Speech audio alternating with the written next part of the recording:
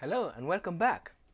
Today we are starting a brand new unit in this Python series, and it's about functions.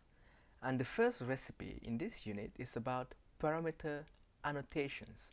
And I really like this parameters annotation because it's one of the brand new features in Python 3 and it's really cool. But to consider this new feature, I want to compare it with something it's most of the time confused with, which is type checking. Python 3 has not introduced type checking, it has just introduced parameters annotations, which is completely different. And for that, let's consider the problem statement as follows. Can we enforce parameters to be of specific type during the declaration in Python 3? Well, the short answer is no. So let's say we have this calculator here, and we know that the calculator must operate on here. For our specific case, we may want our calculator to just operate on numbers or integers, floats, and so on and so forth, and nothing else. And we want the operators to be of type string and to just be one of these four. Well, in Python 3, there is not a way to force, for example, like in Java, that this parameter, out of the box, there is not such a way. You can still implement it leveraging on the Python, the parameters annotations, but out of the box, Python doesn't provide type checking. So let's see what parameters annotations are without further ado. First, when you print here the d of a function, of the calculator function that we have created here, you can see one new attributes added in Python 3 are the parameters annotations, like you see here. And if you call annotations on our calculator, you will see that it returns an empty dictionary, because here, calculator that we created, we haven't added any annotations to it. Let's try to call our calculator and see what happens. Well, when we call the calculator, 3.3 plus 2 is 5. Minus is 1, multiplied is 6, and so on and so forth. It also works on strings, so we can sum two strings in Python. But what about subtracting? Well, it doesn't work because, like Python says, unsupported operand type minus on string, on type string. So you can sum two strings the same as you can sum two integers in Python, but you cannot subtract two strings as you can for integers. Well, our function here doesn't, like from the parameters, we cannot figure out that this function, without looking carefully at the code, we cannot know just looking at the parameters that this function is meant to be called using only integers, and not only that, that this function doesn't take this kind of operand.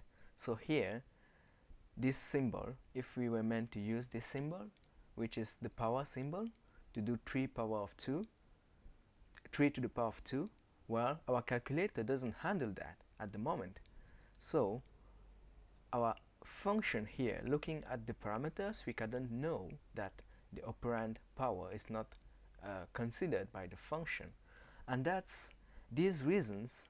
First, telling what is the type of what is the type, what the parameter can be, and what is the range of values it can be. For example, here is one are the reasons why Python 3 introduced parameter annotations. It's just about making the code cleaner. This is not type checking.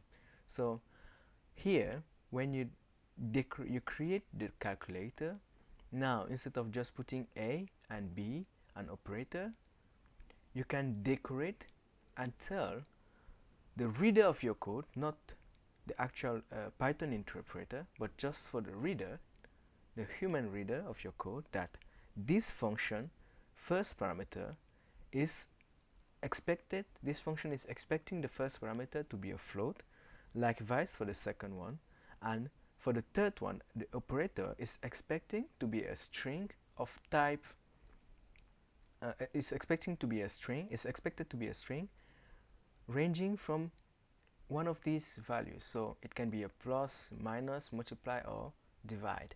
And still you can have the default value added to your operator. So here we have both the annotation and the default value like we had before. And you can also decorate, you can also like annotate the returned value. So you know, looking at this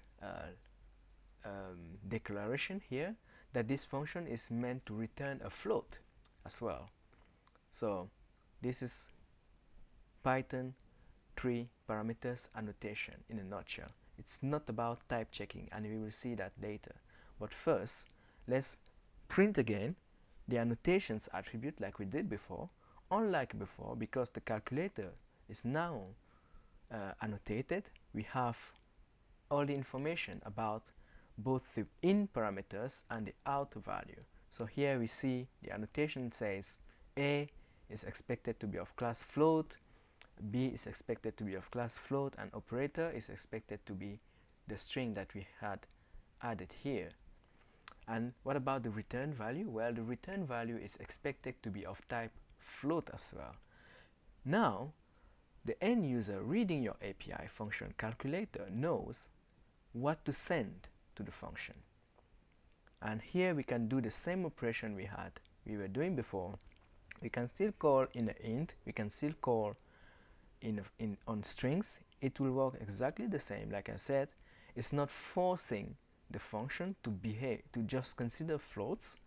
It will still work fine for integers. It will still work exactly the same for strings. We see here we can still sum two strings.